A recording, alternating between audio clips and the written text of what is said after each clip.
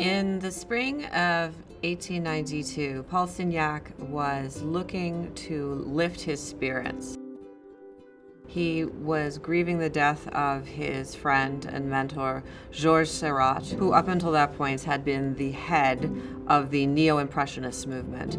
Signac got on his boat, the Olympia, and set sail for the south of France. When he arrived in Saint-Tropez, the grand approach into this beautiful Mediterranean port town made such a dazzling impression on Signac that he knew at once that this would be a great source of inspiration for him artistically and spiritually.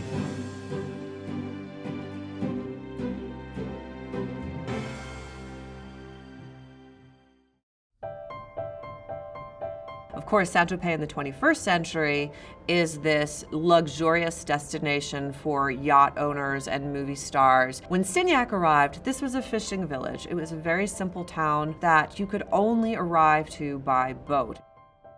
What you're seeing here is the port town, and you see this beautiful bell tower in the distance, and that bell tower acts as a point of focus or a vanishing point in the picture, calling to mind a lot of the Renaissance architectural paintings where artists use a single point of linear perspective. He's referencing great architectural renderings of the past, all the while bringing his approach into the modern day rather than a more hedonistic and sensory pleasure of light and shadow that the Impressionists championed. The Neo-Impressionists took a more careful, scientific, and calculated approach in order to really capitalize on the visual effects that certain color combinations had in forming a great spectacle. Very interestingly, the composition was owned by several diplomats throughout its history, beginning with Denis Cochin, who was appointed to the state during the First World War in France.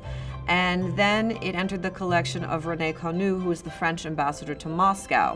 In 1958, the work was acquired by the family of Ambassador John Loeb, who had been the United States ambassador to Denmark.